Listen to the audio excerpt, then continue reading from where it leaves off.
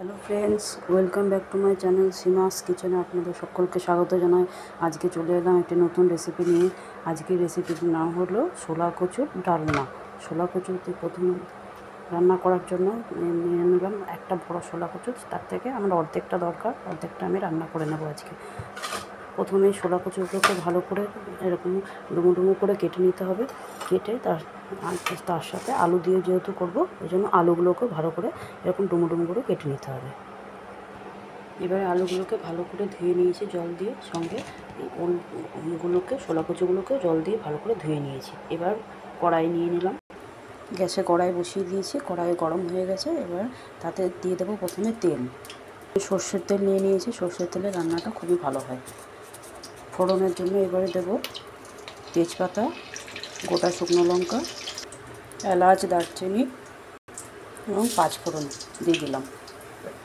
এবার এতে কেটে রাখা টমেটো দিয়ে দিলাম। তেলের মধ্যে ফোড়নের সময় টমেটো দিয়ে দিলে কালারটা ভালো হয়। টমেটোটা যখন ভাজা ভাজা হয়ে যাবে, সাথে দিয়ে দিলাম চিনি। টমেটো আর চিনি যদি ফোড়নে দিলে যে কোনো তরকারিতে কালার খুব ভালো হয়, লাল কালারটা খুব সুন্দর আসে। এবার কিছুক্ষণ নাড়িয়ে নেব। চিনি আর টমেটোটা ভালো করে তেলের সাথে মিশে যাওয়া অবধি ভালো করে একটু নাড়িয়ে নেব। এবারে দিয়ে দিলাম কেটে রাখা আলু, নুন দিলাম, সামান্য হলুদ দিয়ে আলুগুলোকে ভালো করে ভেজে নেব। দেখুন বন্ধুরা, আলুগুলো প্রায় ভাজা ভাজা হয়ে গেছে। এর সাথে দিয়ে দেবো কেটে রাখা ছোলা কচু। এবারে আলু এবং ছোলা কচুটাকে ভালো করে ভেজে নেব। এদিকে মশলার জন্য নিয়ে নিলাম আদা, টমেটো মিক্সার গ্রাইন্ডারে নিয়ে এটাকে পেস্ট করে নেব। দেখুন আদা আর টমেটো পেস্ট হয়ে গেছে। এর সাথে দিয়ে দেবো জিরে গুঁড়ো, সামান্য ধনে গুঁড়ো, হলুদ, লঙ্কা গুঁড়ো পরিমাণটা যে যতটা ঝাল খান সেই অনুযায়ী নেবেন। এবং নুনটা আমি অল্পই দিলাম, কারণ আমি ভাজার সময় আলু নুন দিয়েছি। দিয়ে কড়াইয়ে ভাজা বসিয়েছিলাম। দেখুন আলু আর কচু কি সুন্দর প্রায় ভাজা হয়ে গেছে।